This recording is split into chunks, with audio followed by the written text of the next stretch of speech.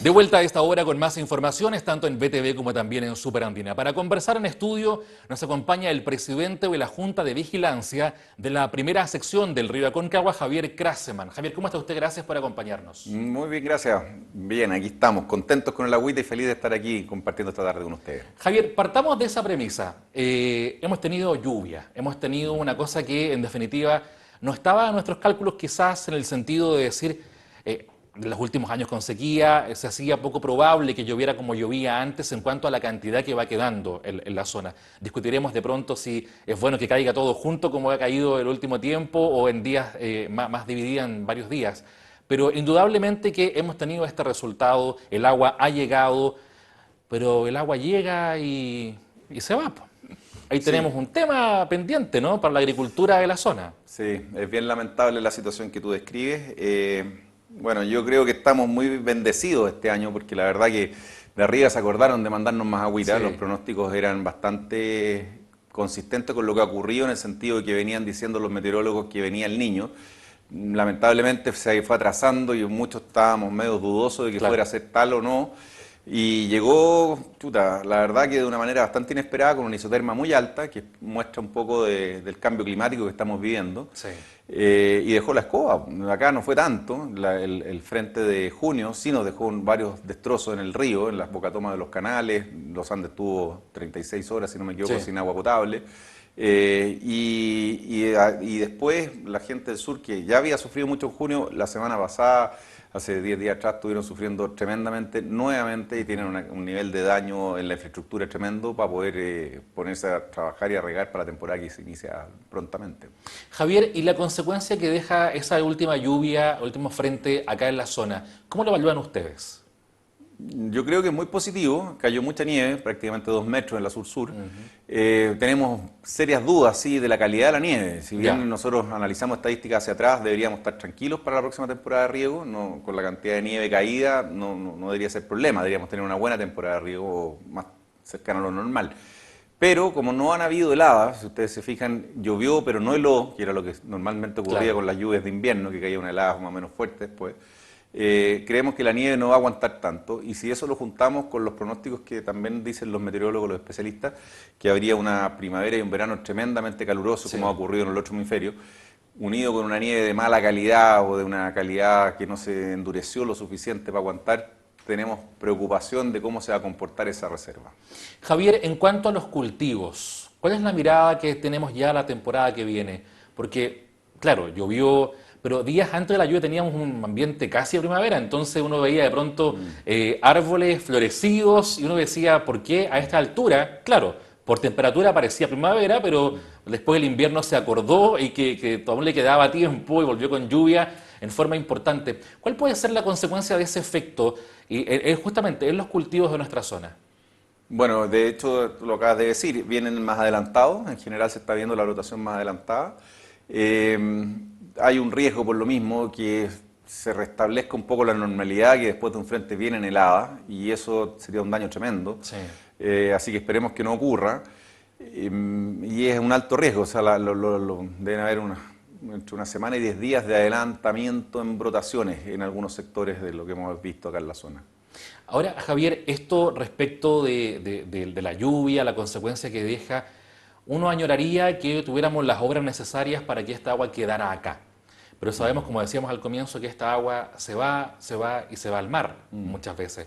O bien es captada por las secciones que siguen hacia abajo de la Concagua. Bajo esa premisa, Javier, ¿qué es lo que nos falta para que las grandes obras que requerimos para la zona se concreten? O de pronto para que el Estado entienda de una vez por todas que aquí el agua no es un sobrante, sino que es una cuestión que falta en el día a día para la agricultura y que esta zona es fundamentalmente agrícola y no minera. Yo lo dividiría en dos planos, ¿ya? Yo lo vería a nivel nacional, que hay un déficit en infraestructura hídrica tremendo, lo Sí, vimos en estos frentes que pasó con todas las catástrofes que hubieron, y específicamente también en la zona, que son muy parecidos. Yo creo que acá, bueno, en Chile la gran mayoría de la gente vive en zonas urbanas que están sujetas a las zonas concesionadas de las sanitarias. Y ellos no han vivido la sequía. Ellos ven lo que ven en las claro. noticias, ven lo que leen de repente o lo que les cuentan o les conversan, pero no les ha tocado vivir la sequía, no han tenido que tener ningún cambio de hábito, como sí ha tocado en el mundo rural, Sí. donde los APR se han llevado la carga más grande y la agricultura, y sobre todo la pequeña agricultura que no tiene acceso al agua subterránea, es la que se ha llevado todo el costo de esta tremenda sequía.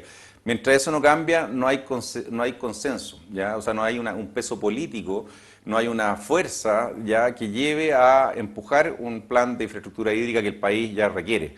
Yo siempre hago la pregunta, ¿por qué existe un plan de infraestructura portuaria, de aeropuertos, de carreteras, de metro y de un montón de otras infraestructuras críticas, que incluso algunos dicen que están atrasadas? Salía el Sí. expresidente Frey diciendo que faltaba, que iba a haber un déficit. Comparado con el Perú, estamos muy atrás. Muy atrás, pero por lo menos hay algo, independiente del gobierno de turno que haya, se van ejecutando. En materia hídrica son voluntarismos puntuales, que sale una obra, pero que no se acompaña con la sinergia que requieren las soluciones para los problemas que estamos viendo en materia hídrica, que son no tan impactantes como era lo que se planteaba antiguamente con un gran embalse. Hoy en día se ven embalses más pequeños, sistemas de recarga artificial de acuíferos, que para eso también es re importante. Cuando vienen estos tremendos golpes de agua, el agua no logra infiltrarse. No.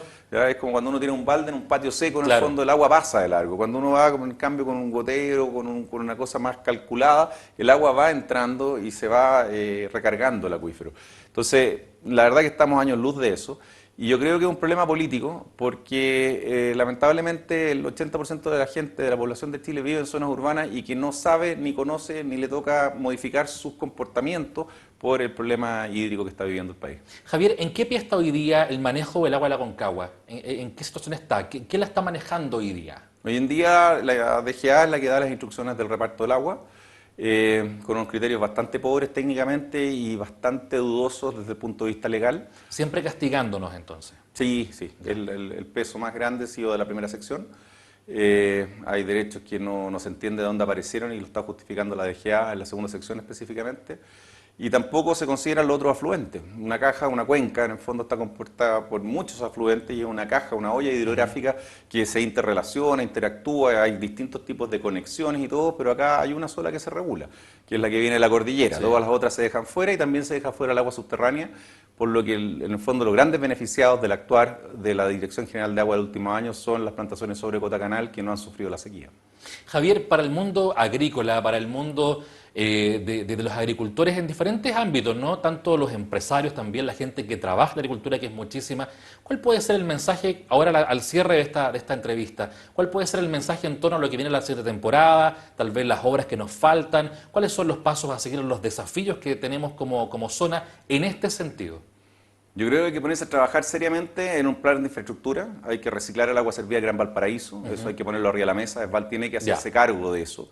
Y tiene que ser la moneda de cambio, agua servida tratada, cambio de agua fresca para la población. Claro. Hoy en día se llevan el agua gratis, ¿ya? Hoy en día se está llenando el embalse de los Aromos y siempre al final el tema del consumo humano, que no es tal, porque la verdad que todo lo que solicita, pide gratis Esval no es consumo humano. ¿Ya? Hay muchas pérdidas, el 30% lo pierden en las redes que están en mal estado. Ya.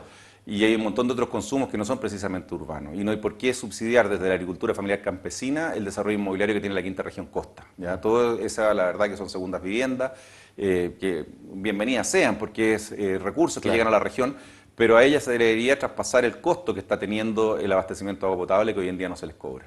Así que yo creo que la moneda de cambio debiese ser el agua servida tratada a cambio de agua fresca del valle, ¿ya? Que no llegaría hasta acá arriba, pero sí por lo menos las secciones de abajo, y con eso poder combatir de mejor manera el cambio climático y todos estos estragos que está ocasionando los cambios que estamos viviendo. Gracias por el tiempo de habernos acompañado, Javier, muy amable. No, muy gracias gentil. a ti, pues. Muchas gracias. Nos separamos un instante, ya seguimos con más informaciones aquí en VTV y en Super Andina. Espérenos.